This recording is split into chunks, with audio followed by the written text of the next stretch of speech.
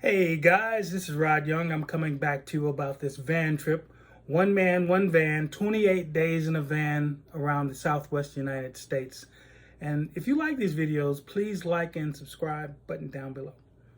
Okay, so when I left you guys, I was in Zion National Park. I had gotten up, went to the Zion Canyon Overlook Trail, enjoyed that Overlook Trail. It was the last thing that I did when I was at Zion National Park. Drove out of the park, went to Springdale and got some gas and ate. And then I got on the road and I was on my way to Death Valley. To get to Death Valley from Zion National Park, I had to take Utah Highway 9 to Utah 17 to Interstate 15 South. And on my way on to Las Vegas, taking Interstate 15 South, I did pass the Valley of Fire National Park, Valley of Fire State Park, which is one of the parks that I mentioned in my video earlier, one of my earlier videos. So go take a look at that video if you'd love to see about the Valley of Fire State Park. Beautiful place. Got to Las Vegas, and I went to the northern part of Las Vegas. I didn't really go into downtown, but the northern part of Vegas took 95, US 95, and that was Veterans Highway, and that took me all the way to Death Valley. And once I got on Highway 190, that took me into the entrance of Death Valley. Now, I'm driving, I'm in Las Vegas, trying to go from Zion National Park to Death Valley. And when I'm driving, I'm listening on the radio, and the governor of California issues a stay-at-home order. And this basically essentially closes the state parks and the national parks in California. And my plan, of course, was to go to Furnace Creek and get a campsite. And that is essentially not going to happen because it's closed. Those campsites are closed. So now I've got to sit there and figure out what I'm going to do. And I'm only an hour away from Death Valley, and I'm getting this news. So I continue to drive. I get to Death Valley, and of course, the easiest thing for me to do is to, pretty much ask other campers what they're going to do. So I get to the Death Valley sign, and the entrance of the park. There's no gate, toll, or anything like that. So I'm taking pictures by the sign, and there are other people there. Hey guys, it looks like I have made it to Death Valley, the national park. It appears that because of the governor's stay-at-home order, I cannot park in the actual park. So I'm going to have to find a place to park outside. And we've got other campers actually trying to figure out the same thing. So that's what we're going to do. We're going to find another place to park. So, and there you have it. And there, I'm asking them, I say, so, what are you guys going to do? And a couple of individuals said that they had parked. Of course, you can still camp in BLM land, which is Bureau of Land Management and Land Property. And before I entered the Death Valley National Park, I was passing through BLM land. And before I got to the sign, maybe about 20 minutes before I got to the sign, I saw a huge contingent of campers, RVs, vans in this field that was like maybe 2 football fields away from the main road. And I figured that that's where people were camping. It wasn't an official campsite, but I kept driving because I'm really not interested in camping where there's a whole lot of people that I don't know, and it's not organized to a point where there were too many unknowns for me. So I really wasn't comfortable parking around that many people. So I was also told, if you go to the visitor center near Furnace Creek, where the campsite I was going to park is, you can actually ask the park rangers, because although everything else is closed, even the hotels in Death Valley were also closed, you can still talk to the park rangers, and they're going to be there. So, of course, that was the plan then. Didn't have a place to stay, so I decided to go to Furnace Creek Visitor Center to talk to a ranger, get some more information on what I could do. And mind you, the policies were pretty much not written in stone in terms of what you could do and what you couldn't do. And that was one of the other things that I discovered talking to some of the other campers. Even though they said there's a stay-at-home order and the parks were closing, they didn't necessarily say everything. And there were some questions that I had that I could ask to kind of clarify some of my confusion. So I'm on my way to the visitor center, and I I'm driving through Death Valley, and I'm just sitting here looking to my left and looking to my right, looking at all of this amazing stuff.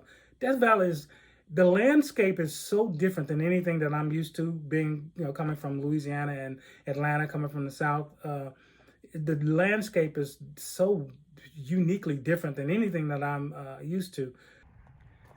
Death Valley National Park. I made it. Just after sunset. It's beautiful. All the hues, blue. And what's interesting is all of this used to be underwater.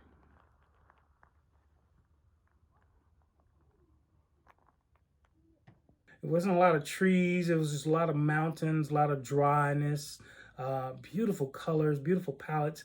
And I'm just driving on my way to the visitor center. So I come across this place called Zabriskie's Point, and just amazing colors. So I stopped, not having a place to stay or anything like that. And it was getting dark. And I don't know what time the park ranger's office closed, but I could not, I had to stop. I know I got here late, but I found one little trail I just couldn't resist. There's some guys on top of that one over there. I'm gonna go to this one.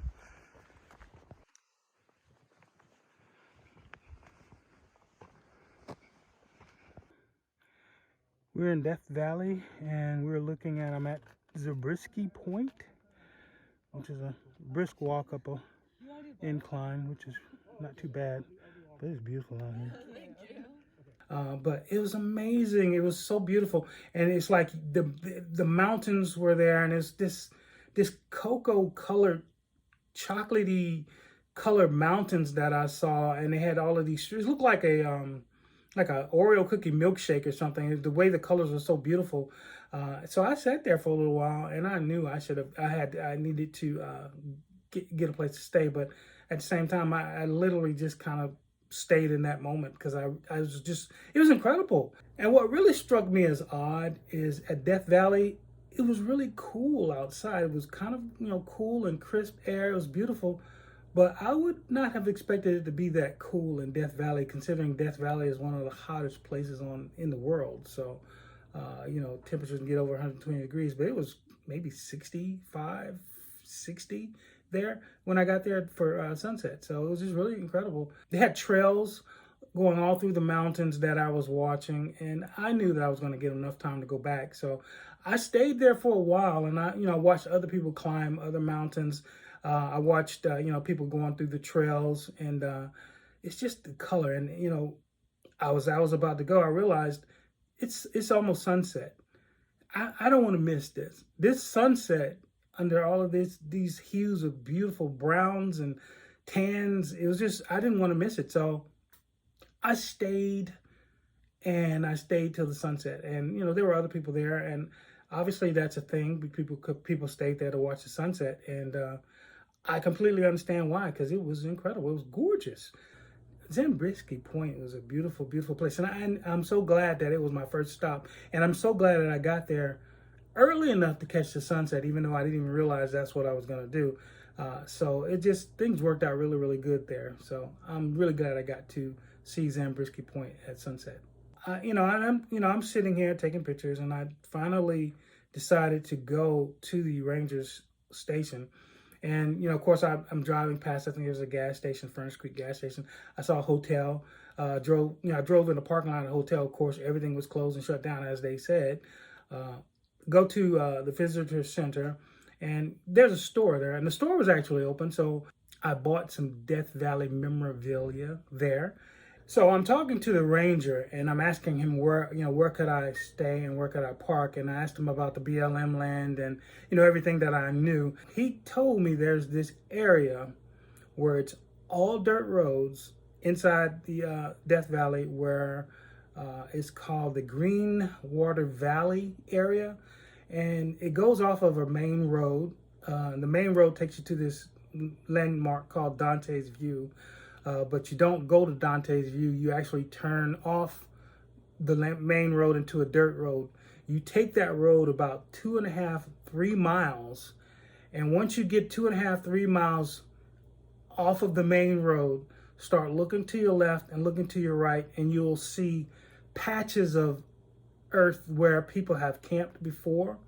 This isn't an official campsite. This is boondogging. Basically, you don't have any hookups, no electric hookups, no water hookups or anything like that. You're just parked in the middle of the valley, that valley. So, okay, the governor has basically issued a stay-at-home order of California, and that means that he's closed all of the campsites here in Death Valley, and makes it difficult for campers to find camping. I spoke to a ranger, and he told me that while he does have a stay-at-home order, he did not close dispersed camping in Death Valley, which means wild camping. So if I can pull off on a dirt road, then I should be okay. He gave me a suggestion, and I'm only telling you guys this in case, I come up missing and y'all actually get my phone. You'll know where I was last time. So here we are. So here's the deal. I'm currently at Furnace Creek. So he suggested that I come all the way down to Furnace Creek and go to a place called a turnoff. I keep going here, and there's a turnoff here. This is an actual dirt road. This leads you to Dante's View, which is a nice view. I haven't been there yet. So he says I should go here and then start looking for pull-offs. There may be other campers out there. He's not sure, but he did give me this information. So basically, guys, if I come up missing, I'm going to be somewhere on a dirt road that just turns off of the Dante View Road in Death Valley. That is where I'll be. All right, guys, I'm in the van. I got directions from the ranger at the Death Valley Visitor Center at Furnace Creek. He gave me some directions to find a dispersed camping site, and I'm pretty much on those directions now. It's going to turn into a dirt road here shortly, and then I'll start looking for a place to camp down. All right, guys, I found the turnoff. So let's take a look at what we got here. Let me put my brights on so I can see better.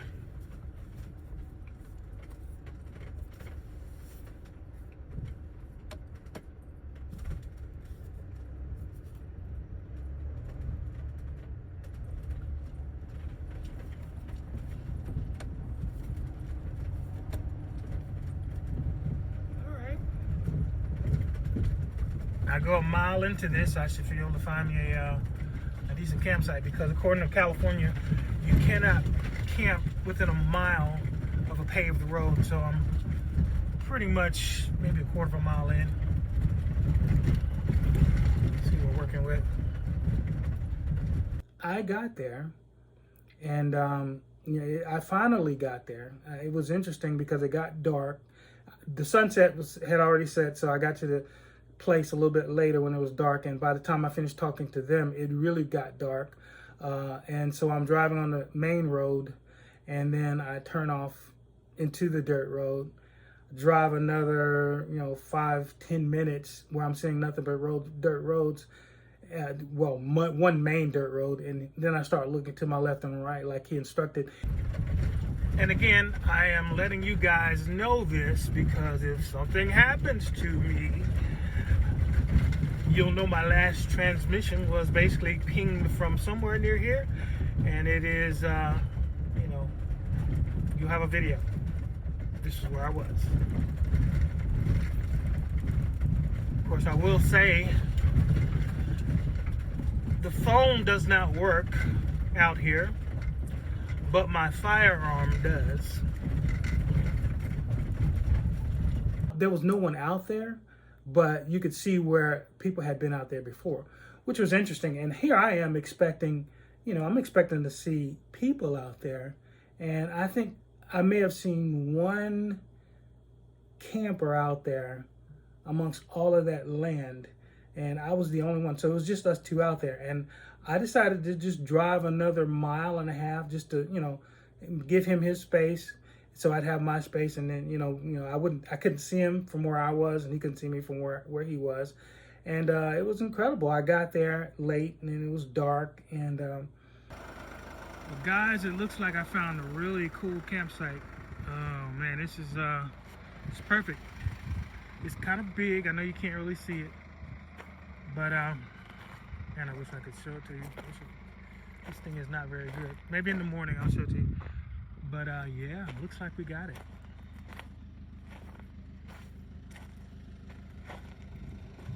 You can see the front, but not very clear. Also, you can see the moon. I'm trying to focus, but I don't think it'll let me. And the North Star. How about that? It's just like when I went to the Mojave Desert. There was it was dispersed camping at its best. So I'm in there. I'm in my camper and I'm getting ready. I'm getting everything ready for the evening. And I think maybe around 12 o'clock midnight. I got rested and I went to sleep, but I woke up late, maybe around 12 o'clock, 1 o'clock, just to get outside and take a look at the stars and everything. And it was incredible. It was so beautiful. The sky was really, really dark. Now, it wasn't as dark as it was at Mojave because Las Vegas was only maybe an hour and a half away from Death Valley, and you could still see the lights of Las Vegas shining in the background. But you could still see stars, and you could still, it was still beautiful. And I stayed out there for a while, and yeah, I heard animals and stuff like that.